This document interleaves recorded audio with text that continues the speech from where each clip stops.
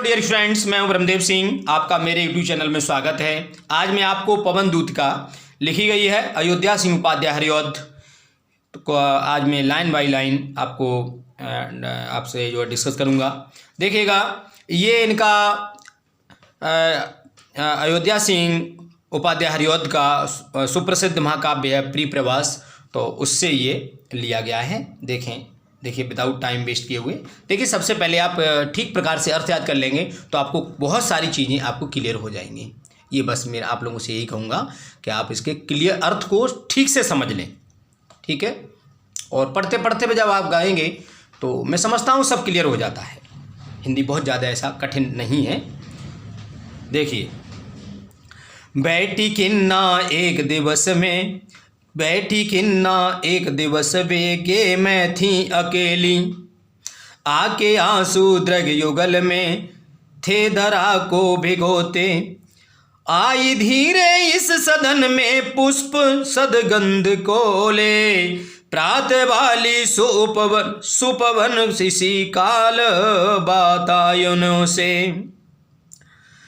संतापों को विपुल बढ़ता देख के दुखदाय हूँ, धीरे बोली सदुख उससे श्रीमती राधिकायूं, प्यारी प्रातः पवन इतना क्यों मुझे सताती, क्या तू भी है कलुषित कलुषित हुई काल की क्रूरता से, मेरे प्यारे नभ जलद से कंज से नेत्र वाले, मेरे प्यारे नव जलद से कंज से नेत्र वाले, जाके आए न मधुबन से और न भेजा संदेशा, मैं रो रो के प्रिय विरह से बावली हो रही हूँ, जाके मेरी सब दुख कथा श्याम को तू सुना दे। आगे देखिए, ज्यों ही मेरा भवन तज तू अल्प आगे बढ़ेगी, शोभा वाली सुखद कितनी मंजु कुंज मिलेंगी, प्यारी छाया मृदुबल स्वर से मोह लेंगी तुझे बे, तो भी मेरा दुख लख वहाँ जान विश्राम लेना। आगे देखें, थोड़ा आगे सरस रब सा धाम सत्व पुष्प वाला, अच्छे अच्छे बहुधुम लतावान सौंदर्यशाली, प्यारा वृंदा विपन मन को मुक्तकारी मिलेगा, आना जाना इस विपिन से मुहैया माना न होगा।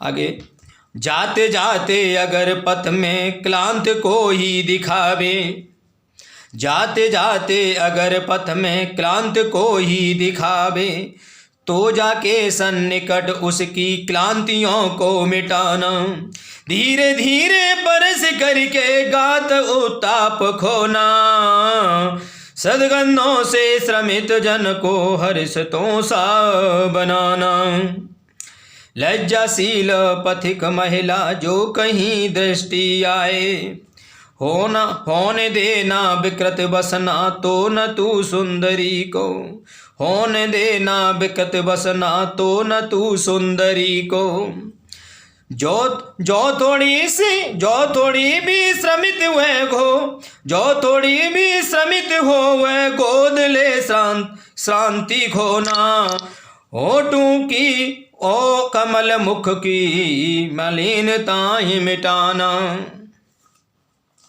आगे देखें, कोई क्लांता क्लस कललना खेत में जो दिखावे,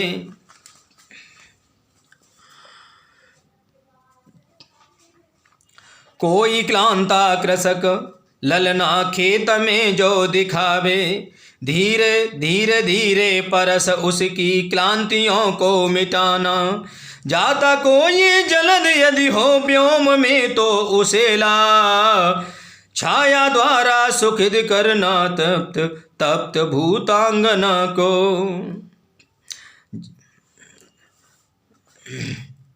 जाते जाते पहुँच मथुरा धाम में उत्सुका हो, प्यारी न्यारी शोभा बर नगर की देखना मुग्ध होना। तू होवेगी चकित लख के मेरू से मंदिरों को, आवा वाले कलश जिनके दूसरे अर्क से हैं। देखे पूजा समय मथुरा मंदिरों मध्य जाना, नाना वाद्यों मधुर स्वर की मुग्धता को बढ़ाना। किवाले के रुचिर भर तरु के शब्दकारी फलों को, धीरे धीरे मधुर रब से मुग्ध हो बजाना। देखिए यहीं तक आपको 10 स्टेंजा कराएंगे, 2-3 पार्ट में आपको कराते हैं इसको। देखें तो क्या कहा उन्होंने, बैठी खिन्ना, ध्यान देंगे, बैठी खिन्ना एक दिवस में गेह में थी अकेली। मतलब राधिका जी यहाँ पर अपने घर में, अपने महल में अकेली बैठी हुई हैं। एक दिन राधिका जी एक दिन वह दुखद अवस्था में बैठी हुई थीं। आके आंसू द्रग युग से धरा को भिगोते, आंसू उनकी आंखों से चल रहे थे और उनके ओठों को भिगो रहे थे। उनके जो है ना, आंसू उनकी दोनों आंखों से आंसू उनके ओठों को, उनके कपोलों को भिगो रहे हैं। आई धीरे इस सदन में पुष्प सदगंध कोले, तभी सुगंधित वायु उनके सदन मान महल, तो उनके घर में तभी सुगंधित वायु आती है। प्रातःकालीन सुबन, सुंदर सा प्रातःकालीन सुबन आता है और इसी काल वातायनों से, तो तभी खिड़कियों से होकर के सुंदर सा सुगंधित वायु का झोंका उनके घर में प्रवेश करता है। मैं समझता हूँ समझ में आया हो पहला स्टेंजा, है ना। चलिए एक बार मैं फिर बताता हूँ। एक दिन राधा उदासी है ना परिपूर्ण से घर में अकेली बैठी हुई थी। आंसू आकर उनकी दोनों आंखों को सजल बना रहे थे, भिगो रहे थे। इसी समय प्रातःकालीन सुगंधित पवन रोशनदानों से होकर के घर में भीतर आ जाती है। आगे देखें। संतापों को विपुल बढ़ता देख के दुखदा हो। संताप मतलब जब दुखों को बढ़ते हुए देख करके धीरे बोली सदुख उससे श्रीमती राधिका यूं। तो धीरे जब अपने के दुखों को, जब वायु आ गई तो वायु के आने से जब उनका दुख बढ़ा तो उन्होंने, तब राधिका ने धीरे जी से कहा, धीरे से कहती हैं, प्रातः है ना, प्यारी प्रातः पवन, अरे सुबह कालीन अरे पवन, इतना क्यों मुझे सता रही हो, इतना परेशान क्यों कर रही हो। क्या तुम भी समय की, है ना, समय की क्रूरता से आप भी क्रूर हो गई हो क्या, अर्थात समय की कठोरता ने आपको भी दूषित कर दिया है क्या। एक बार फिर देखें। जब पवन के प्रभाव से राधा के दुख बहुत ज़्यादा बढ़ गया, ठीक है ना, तो उन्होंने दुखी होकर के धीरे से कहा, पवन से धीरे से वो कहती हैं, तू क्यों मुझे इतना सता रही है, क्या तू भी समय की कठोरता से दूषित हो गई है, क्या तुझ पर समय की क्रूरता का प्रभाव पड़ गया है बहन वायु। मतलब वो इस तरह से किससे पूछती हैं, वायु से पूछती हैं। कौन, राधिका जी इस तरह से प्रश्न पूछती हैं। आगे देखें। मेरे प्यारे जब जलद से कुंज के नेत्र वाले, जाके आए न मधुबन से यह न भेजा संदेशा। देखिएगा क्या कहते हैं वो कहते हैं राधा, मतलब राधा जी फिर पवन से कहती हैं, नवीन मेघ जैसे, मेरे प्यारे मेरे प्रिय नवीन मेघ जैसे और कमल जैसे नेत्रों वाले, है ना, कृष्ण भगवान जाके आए न मधुबन, मधुबन चले गए हैं, आए नहीं, जाके आए न मधुबन, मधुबन फिर आए नहीं हैं, अर्थात जाकर फिर मधुबन नहीं लौटे हैं, और न भेजा संदेशा, और ना ही फिर कोई संदेशा भेजा है उन्होंने। मथुरा जाकर, अर्थात मथुरा जाकर वापस नहीं आए हैं, मथुरा जाकर वापस नहीं आए हैं, तो मैं रो रो करके प्रिय बृहद में बावली हो रही हूँ। मेरा रो रो करके बहुत बुरा हाल हो रहा है, मैं उनकी याद कर करके रो रही हूँ। जाके मेरी सुख दुख कथा, मेरी जाके सब दुख जितनी कथा है श्याम को तू बताना। हे प्रिय पवन, तू जा, तू चली जा और जाके मेरी सब दुख कथा उनको सुना देना। ज्यों ही मेरी भवन, मेरा भवन, ज्यों ही मेरा भवन तू तजेगी, अर्थात आगे बढ़ जाएगी, तो सोआ वाली सुखद कितनी कुंजें मिलेंगी तुझे, बहुत सुंदर सुंदर कुंज में लताएं मिलेंगी, पेड़ों से बहुत ही सुंदर वाटिकाएं मिलेंगी, है ना, छोटी छोटी छोटी वाटिकाएं मिलेंगी, प्यारी छाया मृदुल स्वर, और वहाँ पर अनेक प्रकार के मृदुल स्वर होंगे, अनेक चिड़ियों की चहचाहट होगी, कोयलों की सुंदर सुंदर सी बोली होगी, वो तुझे साहित्य कहीं मोह न ले, कहीं तुझे वो प्रभावित न कर दें। और तेरा मेरा दुख तो भी मेरा दुख लख। अगर तू मेरा दुख समझेगी, अगर तू मेरा दुख देखेगी, मेरे दुख को समझ लेगी तो वहाँ जाना, तू विश्राम मत करना। ऐसी सुंदरता में तू मतलब ठहर मत जाना, अर्थात तू वो सुंदरता तुझे अपनी तरफ आकर्षित ना कहीं कर ले, तू जरूर आगे चली जाना और मेरा संदेशा मेरे प्रियतम कृष्ण भगवान को जरूर दे देना। थोड़ा आगे सरस रब का धाम सप्त पुष्प वाला, जब तू थोड़ी आगे बढ़ेगी, अच्छे अच्छे बहुद्रुम लतावान सौंदर्यशाली प्यारा वृंदावन बिन मन की मुद्गकारी मिलेगा। और वो एक आगे जब तू बढ़ेगी तो सुंदर सा तुझे सौंदर्यशाली बहुत लताओं से, अनेक प्रकार की लताओं से युक्त और अनेक प्रकार की वाटिकाओं से युक्त एक तुझे वृंदावन विपिन मिलेगा, अर्थात वृंदावन मिलेगा। ये तुझे अपन मुग्ध कर लेगा, यहाँ का भी आकर यहाँ की सुंदरता तुझे मुग्ध कर लेगी। आ जाना, आना जाना, अरे आना जाना तू उधर से, इस विपिन से, तुझे उसी वाटिका से, उसी वन से होकर तुझे जाना है। मोहि आना न होना, लेकिन वहाँ मोहित मत हो जाना, तू वहाँ ठहर मत जाना, ब्रह्म मत जाना, वहीं उसी की सुंदरता में तू मत खो जाना। मेरी जरूर ख्याल करना, अर्थात मेरी व्यथा को जरूर जाके कहना। आगे देखते हैं। जाते जाते अगर पथ की क्लांता कोई दिखावे, अगर चलते चलते जो रास्ता में कोई थका हुआ अगर नजर आ जाए तो जाके सन्निकट उसके, तो उसके पास चली जाना, क्लांतियों को मिटाना और उसकी थकान को मिटा देना। अरे पवन धीरे धीरे सरस करके गात उत्ताप खोना, और उसके शरीर अर्थात उसके पास जा करके और उसके गात मन शरीर और उसके शरीर के स्पर्श करके उसके उत्ताप को खो देना, उसके दुख या उसकी गर्मी को, उसकी थकान को मिटा देना। उत्ताप मान दुख होता है, गर्मी भी कहते हैं, तो उसकी थकान को तू मिटा देना। सुगंध से श्रमित जन को हर्षित कर बसाना, और ऐसे सुगंधित अपनी सुगंध से तू ऐसे श्रमित जन को, अर्थात ऐसा जो आपको थका हुआ व्यक्ति मिले या गर्मी से पीड़ित व्यक्ति मिले, और तो उसे प्रसन्न चित्त बना देना। लज्जा, ठीक है, समझ में आया होगा, ठीक है ना। आगे देखिए, अगर चलिए मैं फिर समझा दे रहा हूँ। हे पवन जाते जाते मार्ग में तुझे कोई अगर थका हुआ दुखी या व्याकुलित व्यक्ति दिखाई दे तो उसके सन्निकट जाकर के तो उसकी व्याकुलता को दूर कर देना, धीरे धीरे उसके शरीर का स्पर्श करके उसकी गर्मी को दूर करना और अपनी सुगंध से उसके थके हुए शरीर को प्रसन्न चित्तता से भर देना। आगे देखें, लज्जाशील पथिक महिला जो कहीं दृष्टि आए, अगर लज्जाशील कोई राहगीर महिला अर्थात कोई रास्ता में आपको महिला मिले तो होने देना विकृत वसना तो न सुंदरी को, तो तू उसके अपने बेग से अर्थात अपने बेग से उसके वस्त्रों को उड़ाना मत, अर्थात उसकी सुंदरता को तू और उसकी लज्जा को तू बिखेरना नहीं। तू ऐसी महिला की लज्जा को तू अपने वस्त्र लज्जा को मतलब अलग नहीं करना, अर्थात उसके वस्त्रों को उड़ाना नहीं, है ना। जो थोड़ी सी श्रमित वह हो गोद ले शांत खोना, अगर थोड़ी सी भी श्रमित हो अर्थात थोड़ी सी अगर थकान उसे हो रही हो तो तू अपने गोद में अपने स्पर्श करा देना, तू अपने अंगूश में उसे ले लेना, उसकी थकान को मिटा देना। अरे पवन दूतिका, तू उसे अपने अंगूश में लेकर के उसी थकान को मिटा देना।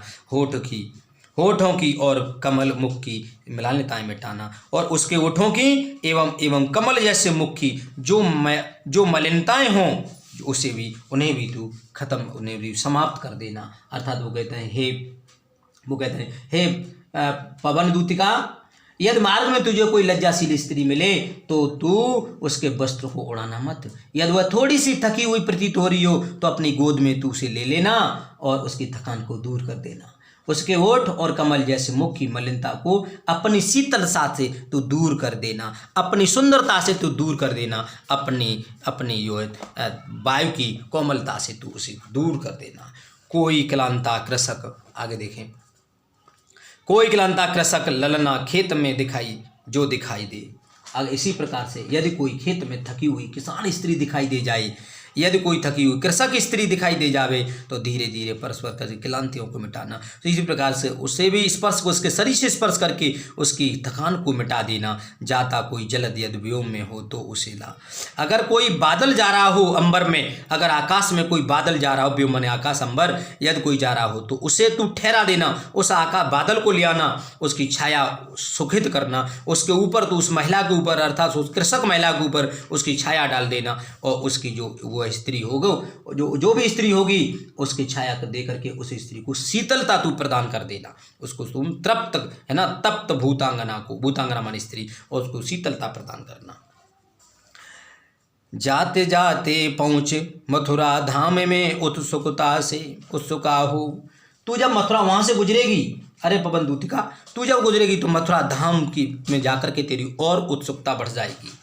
न्यारी शोभा बर नगर की देखना मुग्ध होना, और जब तू आगे बढ़ेगी तो उस नगर की अर्थात मथुरा धाम की, मथुरा नगर की शोभा देख करके और ज़्यादा उत्सुक हो जाएगी, अर्थात इससे तेरी रुचि और ज़्यादा बढ़ जाएगी। और उस समय तेरी आश्चर्य का ठिकाना नहीं रहेगा जब होवेगी चकित लग के मेरु से मंदिरों को, मेरु पर्वत के जैसे मंदिरों को, अर्थात सुंदरता से भरे हुए उन मंदिरों को तू देखेगी, आवा वाले कलश जिनके दूसरे अर्क से हैं। अब वो कह रहे हैं तेरी उस समय तेरे आश्चर्य का ठिकाना रहेगा जब वहाँ दूसरे सूर्य के समान चमकते हुए आवा वाले कलशों से युक्त सुमेरु पर्वत जैसे विशाल और ऊंचे पर्वतों के समान तू मंदिरों को देखेगी, तो तेरे आश्चर्य का तब ठिकाना नहीं रहेगा। देखे पूजा समय मथुरा मंदिरों के मध्य जाना, जब पूजा का समय हो तू मंदिरों में मध्य थोड़ा ठहरना, नाना वाद्य मधुर स्वर की मुग्धता को बढ़ाना, और तू वहाँ पर जो घंटे बज रहे हों, अन्य प्रकार के ढोलक बज रहे हों, अन्य प्रकार के अपने लोग बजा रहे होंगे, वाद्यंत्र बजा रहे होंगे, आरती हो रही होंगी, ढोलक बज रही होंगी, उस समय तू वहाँ ठहरना और तू अपनी सुंदरता, अपने स्वर से सुंदरता बढ़ाना, वहाँ की लताएं पेड़ों से स्पर्श करना, और तू भी वहाँ पर देख, कहेंगे वो आगे, और तू भी सुंदरता बढ़ा देना। केवाले के रुचिर तरु से शब्दकारी फलों को धीरे धीरे मधुर रब से मुग्ध हो बजाना। तो उसने क्या कहा, पोएट कहते हैं कि तू वहाँ मंदिर परिसरों में खड़े हुए विभिन्न प्रकार के वृक्षों से अपनी पसंद के वृक्ष का चयन कर लेना, और वहाँ के फल फूल पत्ती और तने से शब्द रूपी फल से ग्रहण करके, अर्थात उन्हें धीरे धीरे बहते हुए मधुर ध्वनि के साथ मुग्ध हो करके अपना राग अवश्य बजाना तू भी। मतलब उसने कहा कि तू वहाँ पर पेड़ पौधे खड़े होंगे, फल नीचे गिराना, पत्तियाँ नीचे गिराना, पत्तियों की आवाज़ होगी, फलों की धम सी आवाज़ होगी, जैसे भी आवाज़ हो, तू उनके घंटे बज रहे होंगे, उनके ढोलक बज रहे होंगे, जो वहाँ गीत या गा रहे होंगे, उसी प्रकार से तू भी उसमें अपना स्वर्ग में सम्मिलित हो जाना, तू भी अपने